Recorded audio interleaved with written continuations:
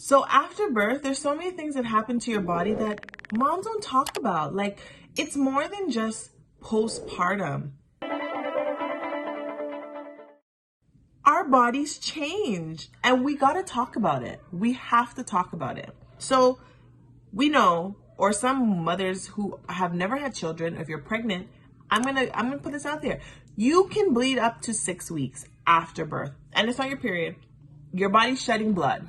Some women bleed for much less, but if you have an expectation of 6 weeks, then you know. And that's typically when you go and see your doctor. Anyways, I bled for 6 weeks, and you see your doctor afterwards. You know, they check up to make sure everything is okay down there. Like, shivers is another thing that women don't talk about. That shivers while you're going through labor, or shivers after you've gotten an epidural, or shivers after you've given birth. Like, that's your body shaking. It, not every woman, and a lot of times women who have experienced it, they start freaking out because they think something is wrong because nobody tells them about these things. Breast enlargement, now that happens through pregnancy. Like, your breasts become either very sensitive, they get a lot bigger. Some women don't experience a big difference in their breast sizing, but that does happen. And just because your breasts become a certain size does not mean that is an indication of how much milk you're going to supply as well. You can have a little increase in your breast and have an oversupply of milk, or you can have a large increase in your breast size and have a lower supply of breast milk. Now, I'm going to plug this. If you're having any issues with milk supply while breastfeeding, or you don't know how to ensure that you have enough milk, you're pregnant now, you want to make sure that you have enough milk for a baby, reach out to me. I will give you the tools, tips to ensure that you are set off in the right place, or to help rectify what has already happened. If you're not breastfeeding and your baby is a couple months old and you want to breastfeed, you can relactate. It will take work. Reach out to me if you need any of assistance for any of this. Head over to Tenn-Lai with the dash.com. So Tenn-Lai, TENN-LAI.com. Head over to my page, or just click on the link there and book a one-on-one consultation with me. And I will help you to ensure that you are successful at what you do. It's gonna take work, but your baby's worth it. Anywho, let's get back to topic. You are going to experience a swollen vagina, bruised vagina. Think about if you've given birth vaginally. And if you had a C-section, your stomach muscles are going to be very sore. You're not going to be able to do certain activities. There's so many things that happen. I know mothers in previous days, they used to get stapled, and sometimes those, I don't know if they're doing that now anymore. I think they are dissolvable stitches and staples. I'm not sure, depending on the country that you're in as well.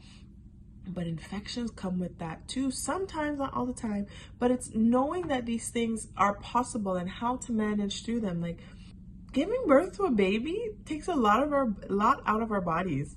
And I don't think that we really put that into perspective. We beat up on ourselves to say we haven't lost the weight that we wanted to lose.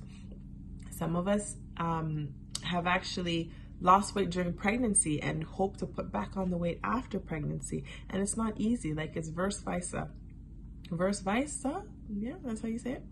But yeah, like, you lose, especially after giving birth, if you are breastfeeding, you lose weight like this. If you're not breastfeeding, yes, you will lose your, like, the water weight, all of that, but it will be a slower transition to getting back.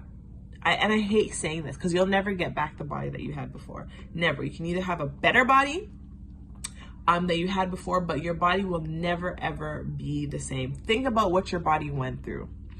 If we get this mentality out of our heads that we want to get back what we had, that means that you never had a baby. You had a baby. You can get into better shape, but certain things of your body will never be the same. You may have stretch marks. You may not have stretch marks. You may have bigger hips. You may have a bigger bum, or you may not have that. You may have bigger breasts. Like, you'll never be exactly the same. Things may get better, may be a little bit more voluptuous. Things may be a little bit more slimmer, but you'll never be exactly the same, right? You may have marks on your bodies. All different kind of things will happen. But even in regards to weight loss, like, after you have a baby, your stomach, you want your stomach to get back to the abs the next day. That's not realistic.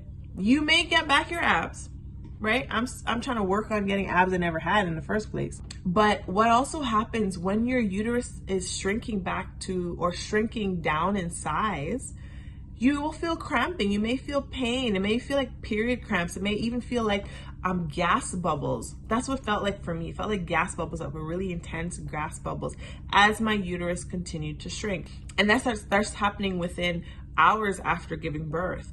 And in the hospital, they come and they check to make sure uterus is in place, so they're pushing down. And for me, I was a little scared because I'm like, oh my gosh, you're pushing too far down. Is that going to hurt? Is that going to hurt? You just had a baby come out of your stomach. You don't know how big this thing is. You don't know what it looks like inside. Are they going to push her on the wrong thing?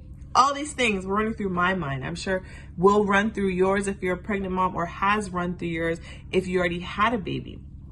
And even with that, think about your skin as well. Your skin stretched to house that baby. It may look saggy. Some women, even though it sags within a couple days or a couple weeks, they do get, their skin does come back, while there are other women who for many years still have that saggy skin. But just be patient with yourself and know that you created this human being. Don't beat up on yourself. Anywho, back. You will be emotional. Can I just say that again? You will be emotional. If you've had a traumatic birth experience, you will be emotional. If you didn't have a traumatic birth experience, you will be emotional. Your hormones, when you're in your period, your hormones, cause you to feel certain ways, right? When you're pregnant, your hormones cause you to feel certain ways. After you've given birth, your hormones will cause you to feel certain ways. It's the same thing. Your body is going through a transition. If you're choosing to breastfeed, your hormones will go through certain things. Now, even in regards to breastfeeding, one thing I gotta tell you is your milk ducts start all the way up here and then in your armpits. Okay, so breastfeeding as well, you will sweat. Even if you're not breastfeeding, another thing that happens after giving birth is you sweat. Some women have night sweats. I don't personally remember having night sweats. I know my sweat was mainly when I was breastfeeding or practicing or learning how to breastfeed with the challenges that I had. I was like dripping sweat from my armpits. I mean, like dripping onto the baby. But I understood that it's a part of your body as it transitions from housing a baby for 9 months to now trying to balance everything that's going on. Pooing, pooing is difficult. So I know if you had a C-section, one thing, I don't know if it's in every country, but here in Canada, nowadays, they do not release you until you can actually poo, because it's your abdominals, right? You got to make sure abdominals are working. Now, I had a vaginal, so it was very difficult because of, it's in here too, me tearing from front to back. Those who know my story, if you don't, head over to my postpartum video and I talk a little bit about it in there. I was so scared to poo. Because I got stitches down there. Like, how am I gonna poo? And then your abdominals, trying to work that again for pushing a baby out of your vagina. It's scary, but you gotta poo. Your first poo is not easy. Hemorrhoids. Even within the 3rd trimester, your body experiences hemorrhoids. Some women, not all women, and that's even a little bit difficult to deal with because you're wiping, you're feeling this thing. Sometimes it bleeds. It's uncomfortable to sit. Hemorrhoids. And if you're not pregnant and you're not a woman and you're a man, you understand what hemorrhoids are as well. They're not fun to deal with. But I know there's so many other normal things that happens to a woman's body that we don't talk about that I think women need to understand. So women coming up can see these things and say, I heard about this. This is normal. I'm not going to freak out, right? Mind you, there are also other things like hemorrhaging and stuff like that happen that you do need medical attention for. So if you're experiencing something and you have a midwife or an OB or your doctor, give them a call.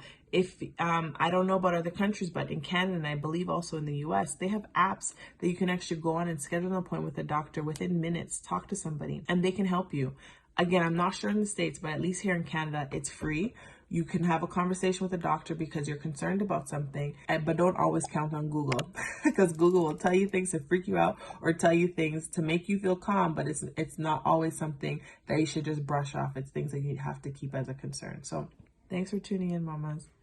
Hopefully this is helpful. Bye now.